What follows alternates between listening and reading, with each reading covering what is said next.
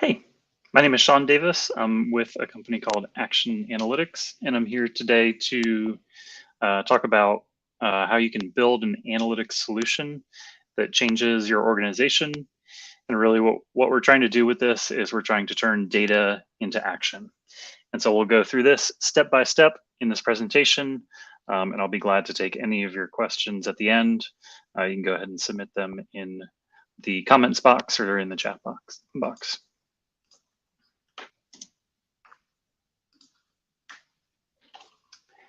So what we'll talk about today is we'll talk about these main topics. So we'll go through for an analytics solution, how you establish your goals, how you go out and find your data and understand your data.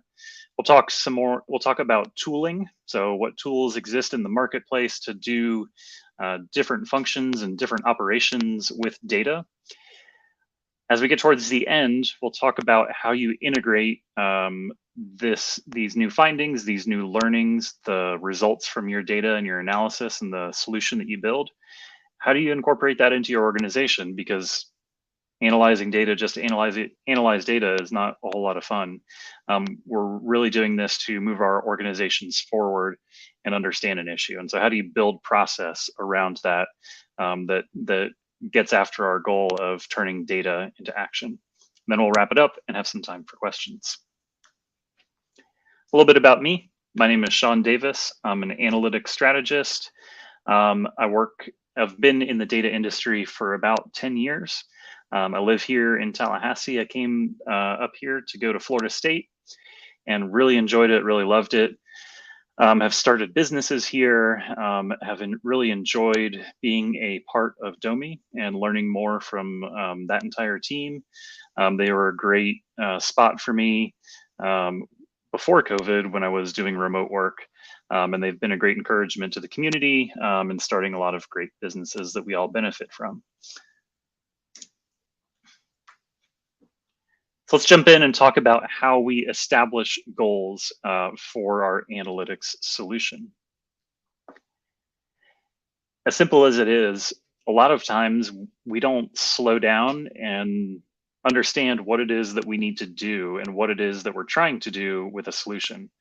Often, myself included, as data people, we jump in and we start digging into the data and we start trying to understand, what are these outliers, or how do I make this look better, and all of the technical side that honestly is a lot of fun. But we don't slow down and ask ourselves, what are we measuring? And it's a really simple step that can help define and focus you as an analyst and as a developer on what that goal is, what you're really trying to do with this solution. So as simple as it sounds, going and creating a problem statement of, I want to build a analytics solution to measure website traffic. And then going a level deeper of, okay, I want to understand website traffic, but how many of those visits clicked a particular button? And then of those, how many turned into, they put something in the cart? And then of those, how many actually transacted? And then of those, potentially how many reviewed, sent you a review, and maybe tying that into advertising. And so looking at your cost per acquisition, your return on ad spend, all of these great metrics that help you understand your business. Another important step is defining the context. So if you're just looking at your website and just crunching data, I mean, it doesn't really matter. It's important and it's helpful, but you want to define the context around the problem that you're trying to measure, or the process that you're trying to measure. So, do you have advertising running? Do you want to see, again, how many people have reviewed? So defining that context and what surrounds the data. And, if you have a new website, if you have all these different things that could be affecting your data and affecting what it is that you measure, you want to define that and help, because that's going to go into how you build the solution, what you focus on when you're looking at data, and all of those things to create a successful solution that turns data into action. The next piece you'd want to define is, who are you trying to influence? So who has the ability to control this process. So if you're thinking about your website, if you work with a creative agency, or like a lot of startups, if you do everything yourself from running the advertising to building the website to doing all of the accounting to looking and understanding reviews, um, understanding those actors and what their role is and defining that will help you understand who do I need to influence. And with this product, or who has control over this process. And then with the product, you want to try and understand, who am I trying to influence? So you're trying to influence investors and report on progress? Are you trying to influence them to fund you, do additional funding, and really defining who they are, what their role is, potentially their persona, if they're not a particular person, if it's a type of person that you're trying to influence. And then the last piece is, like we talked about, what are those processes that are connected to this data? And we'll get into more detail about how that data is brought together, how it's collected, but also from the business side. So understanding how your advertising works, or what reviews you're looking at, or how you want to analyze those reviews. Do you want to look at net promoter score? Really what makes sense as you're understanding this issue. To quote one of the great thinkers of our time, Dr. Ian Malcolm, we need to look at whether or not we should measure something before we actually do it. And so understanding the why behind it, and going in and writing down, in a document, if on pen and paper, define that reason. For our website example, the reason might be, use a user story type example. As a website owner or a product owner, I want to measure the success of our advertising so that we can more effectively spend our ad dollars. Something as simple as that, a single sentence, can help not only you, but anybody that you're bringing into this project to understand, what are you trying to do? Who are the actors? And what is that result that you're trying to get out of this? Another key point that a lot of times we don't think about is, will data actually change our decision? A lot of times in my experience, people come to me or come to another developer and say, hey, I want this thing, so that you can support a conclusion that I already have. Or I have a lot of fear, uncertainty, and doubt about this new thing that's happening. So let's build a dashboard and understand it and try and get our arms around it. But if the people that are coming in really don't have an open mind, or aren't receptive to your opinions or what you're bringing to the table, it's not a good use of your time. And so you need to understand, we'll talk more about collecting data and holes and flaws in the data, but if data is not going to be the thing that's going to influence your audience and the actors, don't build it. It's an important thing. I'm not quoting Ian Malcolm from Jurassic Park just to be funny. Like, it is really an important thing to understand, is this going to do anything? Will this actually change people's minds? And then the other piece is, what alternative solutions are out there? So if data is not the thing that's going to influence them, go and find that. If it's existing research, if it's a compelling argument, if it's building a relationship, go do that thing and don't analyze the data. Don't build something that ultimately doesn't get used. That's one of the things that, as a developer, that frustrates me the most is, if I build something and then it just sits there and never gets used, it's wasted time and it's wasted effort, and that could have been spent helping somebody else with their issue and with their whatever it is that they're trying to analyze. And then another piece is defining what action will you take as a result of analyzing this data and bringing this data together and building this solution. And so defining what that action is, and then really, as we move into the next piece and talking about, or later on talking about data, like, how does that action line up with the data that you may or may not have? And so understanding, either working in reverse from the data to what action you're trying to take, or the potential decisions that you could confidently make. Defining what that is super helpful, because it's going to help you understand, okay, there's a bunch of data out there and I don't care. I just care about this particular subset of it, or these particular dimensions within a particular data set. Oops, hit the wrong button.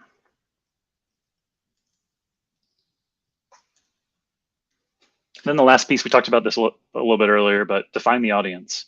How are they influenced? Importantly, what social proof is needed to back up a finding? So if we just bring data to them, they're immediately going to say, well, where did this come from? Who collected the data? What is included or excluded? If they really want to make a large decision with it.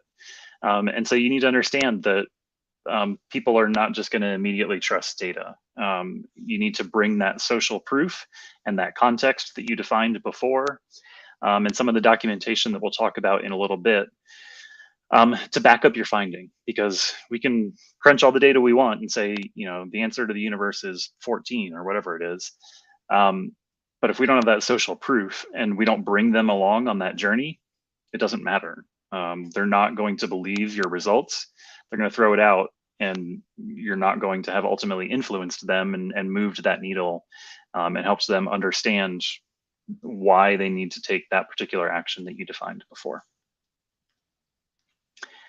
So data, let's dig into this and talk about the types of data, how we analyze it, what we look for. There's a lot here, but you hear this statement often, like data is everywhere, or in the last year we've produced more data than the entirety of humanity, and that may be true, but some of those points at the bottom are really important. So just because there's there's tons of data, it doesn't mean it's actually usable, and it doesn't mean it applies to your problem. And just because there's a long history of a particular set of data, or it's very deep, and so take Twitter posts or Twitter networks, or financial transactions, things like that. Just because there's a lot of it doesn't mean it's actually got a lot of quality, or that it applies specifically to your problem. And then just because there's a ton of data and it's coming out very, very fast. So think of, your phone, as great as it is, it tracks your location probably every 15 minutes. And so that's just one phone and one device. We have devices all around us that are continually generating data. But just because there's a lot of it coming through right now doesn't mean that for your particular issue that the data is timely. So just because the market is moving that way, there's a lot of data issues that the data is terrible. Like it's not usable. It doesn't apply to the problem. It doesn't have the granularity or the grain or the quality or the standards needed to actually confidently make a decision. So don't buy into data is everywhere, so data is great, so data is going to solve all of our problems. It's not true. Let's talk about finding the right data.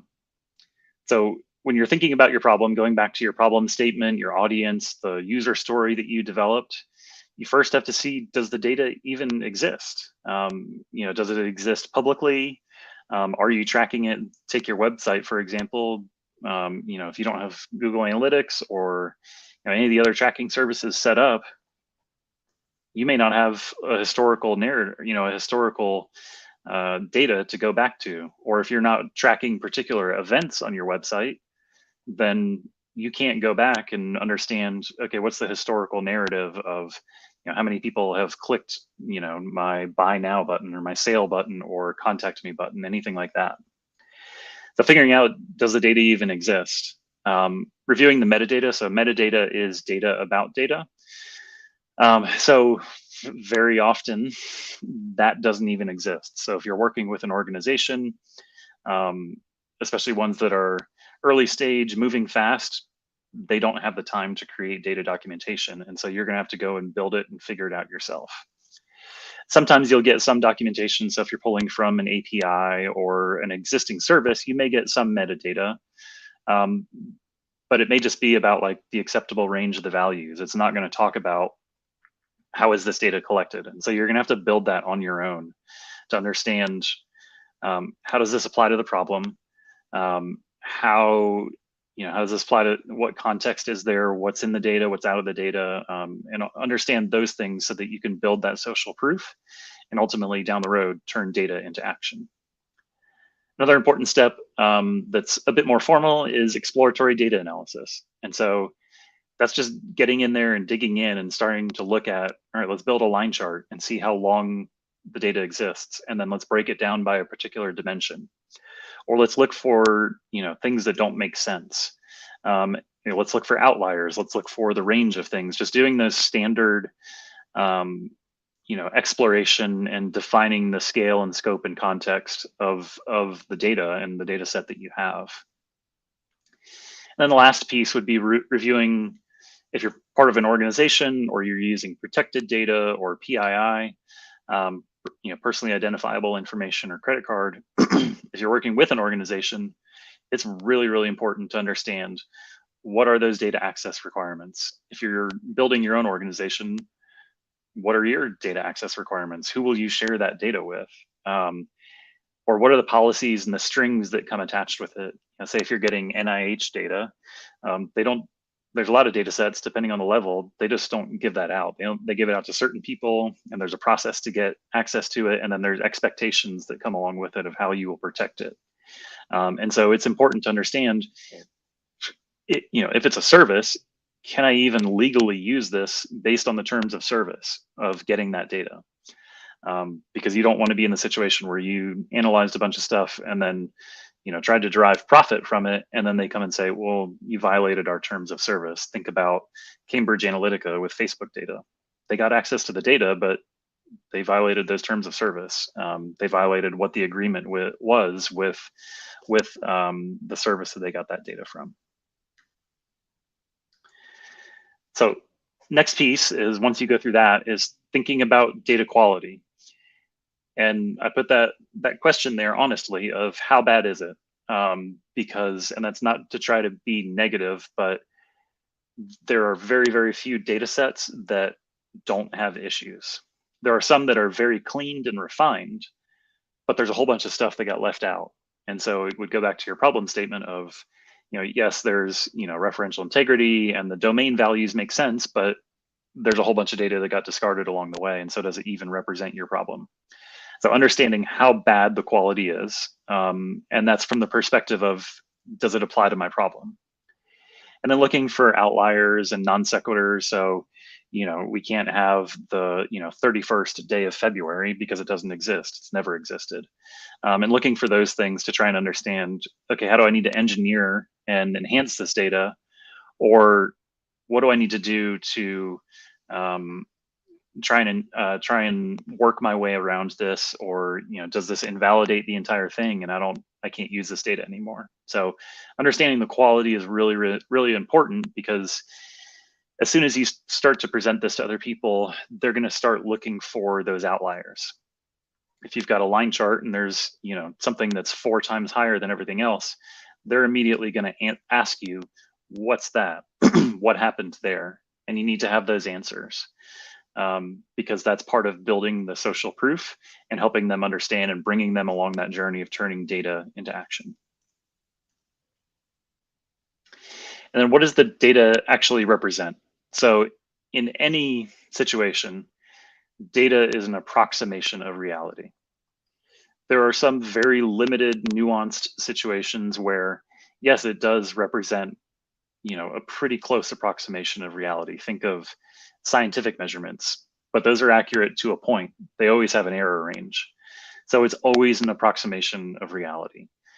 If you're thinking of, social science data, there's a lot that goes into it. So if you're analyzing, police data, arrest data, use of force data, all of those things, it's always going to be an approximation of reality. It's never going to be 100% accurate. And so understanding what that represents, understanding what the words actually mean. So going back to our marketing example, if you think about an impression, that's not a word that we use in like our common everyday conversations. So you have to go a lot of times and explain to someone that an impression is a view of an ad. And you have to bring them along and help them understand what that represents so that they can understand okay, what's cost per CPM for impressions, and helping them understand what that represents. Understanding how the data is created. So what are those transformations that happen along the way? And I'll talk about that picture over on the side in a second. But what are those transformations that happen along the way? Is this brought from some very distant source and then reprocessed a bunch of times and combined with other data, potentially losing data or losing granularity along the way or losing quality along the way? And then what's the logic of the data? So are there business rules that are built in? So how, going back to our website example, how is a click measured? Or how is a page load measured? Or in the case of this example over here, if we wanted to analyze, if we were a military or defense industry, we wanted to look at, okay, where do we need to add armor to our plane? We might start mapping out all of those locations and saying, okay, well, yeah, there's been a bunch on the wings, there's been a bunch in the middle, there haven't been a whole lot on the nose. And so we can start to map those and say, okay, well, let's add some armor to the wings, some armor to the middle parts, some armor to the tails, and try and be as efficient with the weight and and efficient with our resources as possible. And that would be a great way to analyze the data. But on the flip side, data is an approximation of reality. The gaps in data tell a story. So if you think about a logo like FedEx, there's the arrow that shows up in the FedEx logo, and that tells a story, and that's kind of hidden in there, but data does the same thing. Context really matters, and what's missing from the data can often tell a more important story than what's actually in there. So the example on the right, I chose that on purpose because it's a famous example of survivorship bias. When they were analyzing where all of these bullet holes were, it was the Center for Naval Analysis, I believe it was back in World War II. They mapped all of these locations and looked at, okay, here's where all the bullet holes are. But the context that matters is they were only measuring it from planes that actually made it back to the base. So in order to protect these planes, they needed to put armor where they didn't see any bullet holes, because that's where planes were getting shot down, and that's what was taking them out. And so understanding the lineage of that data, where it's measured, who's doing the measurement. So take police use of force data, or take climate change data, or any of these very controversial things. Who's doing the data collection, and what their motivations for doing that data collection, and why they're taking that data, why they're collecting that data, and even the context of what's the situation that they're dealing with. Are they in the middle of a war zone? Your data quality might not be that great if you're asking people to remember what happened 6 months later. And so that context of how the data was collected and what it represents and what it shows or what it doesn't show, what's missing from it, is super important. Onto the more fun side, let's take a look at some of the tooling. So the tools that exist in the marketplace to help you analyze, visualize, and enhance your data. So we'll step through each of the stages of how you might bring data together for your project. So on the left-hand side, I just thought up of some quick examples of tools that do data collection. So a big one is SAP or NetSuite. So if you're doing your financial analysis, deciding where trucks go, if you're working with a big company, oftentimes they're using SAP or other tools like that. For smaller businesses, a huge source of data is QuickBooks. Another one would be Google Analytics or any web traffic data, Google search data, Google Forms or Microsoft Forms. So if you're doing a survey of your users, Google Forms is a great way to collect data. Another one is Airtable. If you're working in the university or higher education context, Qualtrics is another very common tool. Down in the right-hand corner, there's the IoT or Internet of Things. And so there's a ton of providers that collect and aggregate your data. We talked about your phone. Your phone is one of the biggest data collection tools that exists. It tracks you everywhere you go. And then what happens to that depends on who you agreed to give your data to. And in the middle, Excel, of course. On the right-hand side, we have ETL, which is extract, transform, and load, or the opposite of that, extract, load, transform. Tools that exist are AWS Lambda. So if you're using an AWS environment, that's a great tool. DBT, Zapier is a great one if you're bringing data from one platform to another. Matillion is a similar tool to that. I do a ton of work in Tableau, so Tableau Prep is super helpful. And of course, Excel.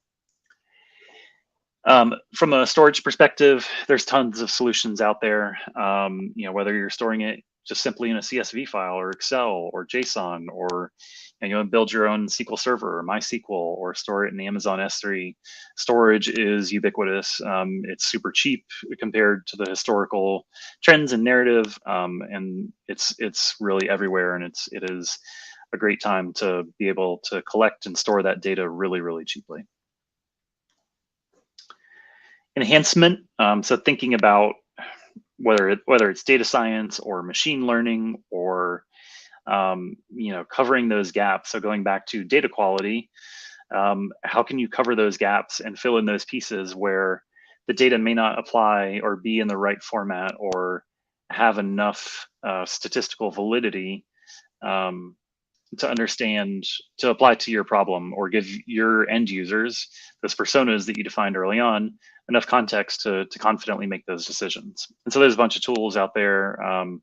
Alteryx is one that's super expensive but very powerful. Python, R, Dataiku, and Excel. And then I'm a data visualization designer.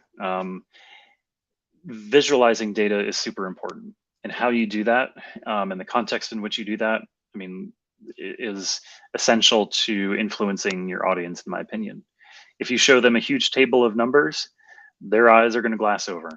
If you show them just numbers that you've pulled out, they're often going to have a lot of questions about, well, what's the context, or what happens if we change this, and it's hard to respond. And so using some of the tools like Tableau and Power BI, if you're into coding, D3, and of course Excel, those are all great tools, or Google Sheets. There's a ton of tools out there. But building that visual solution and building that visual story is essential, because our brain is one of the, or our eyes, sorry, is one of the highest ways and the easiest ways to communicate a ton of information very, very quickly.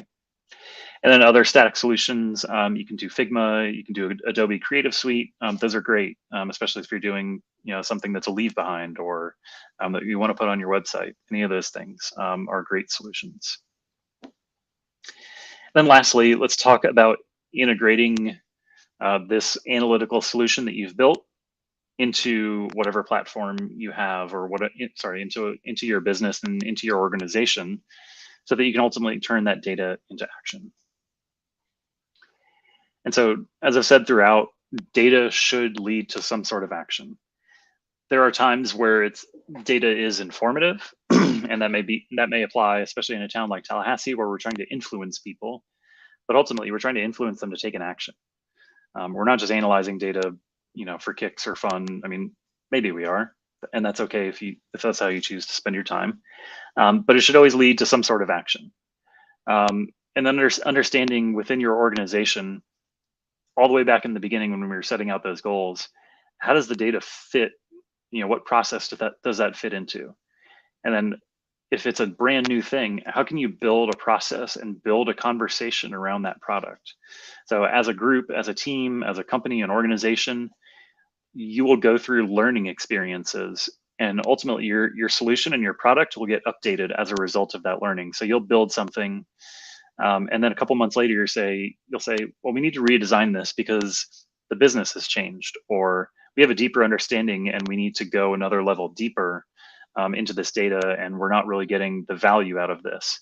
And so there's this back and forth between your knowledge and your institutional knowledge and your understanding of the data, and what you need to see and what you need to analyze. And so a static solution that has been the same for, I would say, over a year really isn't getting used, or it's not getting used to the extent that it needs to. So it should always be this circular process of analyzing the data, understanding it, and then providing feedback so that you can continue to update that and enhance the understanding that you have. Um, and then building culture around that. So data culture is kind of a newer term, but like, how do we tie this product to reality? So if we see a metric go up or see a metric go down, when we build that, when we have that circular process of learning from that and updating it, um, our culture and the culture we have around that product will build as we go. And it's learning through those repeated exposures of, okay, now we understand when we change this in the process or these actors do these things, then this is reflected in the data. Or, there's this edge case that really isn't captured by the data, and it enhances your understanding over time, and ultimately leads to a better outcome in the long run. And so that's it. Couple simple steps that, if you're thoughtful, will really help you design an analytical solution that changes your organization and that turns data into action through establishing goals, through finding and understanding and collecting the data that you have, through using a lot of tools that are in the market. And one thing that was present throughout all of those, if you noticed, was Excel. Excel gets a bad rap, but it's used a ton in data analysis, and it's a great, super versatile tool. And so people, including data viz experts, will knock it, but it's a great solution. And then lastly, just how do you integrate that data and that product and those learnings into your organization? So with that, I have time for questions or comments or feedback. Hi, Shaun. Hi. Thank you for your presentation. I do have a few questions about Great. just data collection and updating data. Sure. And so when I was an intern back in school, I would collect data, but it was a very static process. Um, and at what point do you think an organization, what I kept hearing was data cleansing, and I did not know what that meant at the time. But can you explain data cleansing and at what point should an organization start to take on that process? Sure.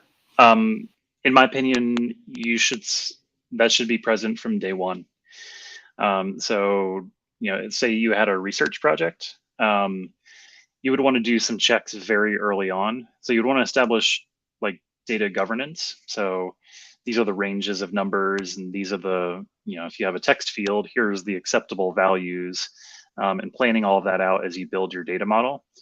But you should be doing the data quality checks along the way, as you're analyzing and collecting that data, because you don't want to get to the end and then go, oh no, the 50,000 interviews that we did, or 10,000 or 1,000 interviews that we did, half the data is unusable because in our form we didn't, enforce, these constraints on what data people can put in.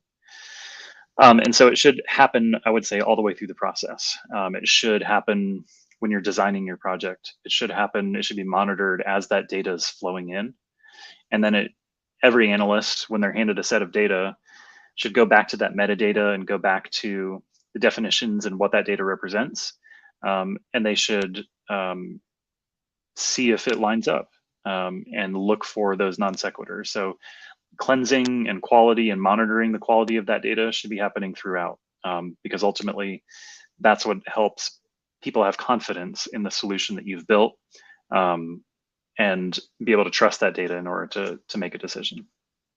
Great question. Thank you. I finally know what data cleansing is. With all of the new data collection and data extraction programs that come out and new ways of storing data, how do you keep up with all of the um, data trends? Yeah, that's a great question. I find that there's a couple different ways. From like a big picture, like data industry perspective, one of the people that I follow a lot is, he has a weekly newsletter. Hooray, newsletters made a resurgence, but Ben Stansel, Benn, and he's the chief analytics officer for Mode Analytics, which is a data visualization and analysis platform. But he's one of the big thinkers, from a theoretical and just kind of business perspective, of like, how do you build a data team? What are we actually moving things forward? Are we actually having an impact? So like big picture, I look to him. On the more granular technical level, conferences are great, but honestly, like Twitter, I'm on Twitter every single day. That's a great place to learn really about anything. But being focused in who you follow and keeping up on those trends. I'm part of the Tableau community, and so there's a great community there that's always bringing in new perspectives and talking about new tools. LinkedIn is a great spot. Consultant Facebook is a great spot to go and learn about what other people are bragging about, honestly, and see what their company is promoting to understand, okay, these are some new trends. And just staying abreast of things through those mediums and finding people that you trust in your industry are great ways to stay on top of what's happening in this rapidly changing industry. Yeah, those are a good way to narrow it down. I feel like it's always something new. It's always a new thing Yep. every week, and so it's hard to keep up on which is the right way. Yeah, and there's no way to, and so you have an open mind and be open to learning because that's what this industry is all about: is learning and learning from each other and building upon the great work that people have done in the past, and sometimes learning from their mistakes. At any point when collecting data, sorry, Either works. I know there's a lot of industries that collect a lot of it, like lawyer offices or clinics. Is there any point where a person should get rid of their data um, to not compromise their storage? Sure. Yeah, data from a business perspective, data represents a risk. If you see very often now, data breaches, data getting posted, data getting sold and stolen. It represents a risk. It also represents a risk from data privacy protections. So GDPR over in the UK and some of the laws coming out of California have hugely influenced how and what data it's okay to collect. And so the norms around what data is okay to have are changing because people don't want to be tracked. And so, there's a huge story around Apple and the very simple question that you get asked if you're an Apple user or an iOS user. When you download an app, it says, I want to ask them not to track me. That has upended the entire, I would say, the way the internet works from a monetary perspective, because people are recognizing that, wait, there's a lot of data that's being collected on me, and I want to know what it is, or I don't want you to track it at all. And so, as a business, hanging on to very sensitive personal information or financial information is a huge risk. And there's a lot of ways that data can get compromised. And so working with security professionals or asking yourself the honest question of, do I need to keep 5 years of data? Is there a way I can archive it and protect it, or purge it and get rid of it? Often in the marketing context, data, in a lot of contexts, data that's over a year old or, over 2 years old, unless you're looking at something like historical where you need that long narrative or you're doing longitudinal studies, I don't need to know what my website or, what people pages they clicked on 3 years ago. It doesn't matter. And so looking at, is there a way I can reduce the size of this data so I don't have to pay for storage by aggregating it, by rolling it up and saying, okay, I only need to know, the number of impressions or the number of clicks on my website. I don't need to know like the page level results for every single user. So yeah, you need to look at it from a risk perspective and what value does that data present to your organization. If there's no value, then yes, storage is cheap, but if you're collecting a ton of data, you need to start getting rid of it. If there's no value, why are you keeping it? Now, I heard a while back about storing data into DNA. Have you heard anything about that? On our DNA, or putting data into our DNA? putting the putting data into, I guess, Into our arti- DNA? Yeah. yes, the DNA. Um, yeah, that's, I mean, think of any vaccine. Like, vaccines are instructions to your body to do something. It's turning numbers and ones and zeros that get represented as proteins into instructions. Um, so yeah, it sounds scary, um, but we've done it. We have done it for a long time, and we're going to continue to do that to fight diseases. As far as like writing ones and zeros into my body, I don't know. That I mean, our DNA is data, but I don't know. I'd need to understand more about that. But yeah, I mean, our bodies are huge data producers, but just not in the machine readable format that we think about. Yeah, I heard a little bit about it. I just want to get your take on it. See if it Yeah, yeah, it's a fascinating concept. makes, yeah. I don't think I have any more questions, but if you can tell people where they can find you and how they can Sure. about adaptation. Yeah. Any of these locations are places that you can find me. So Shaun at actionanalytics.com. You can reach me on Twitter or LinkedIn at Shaun is Spatial.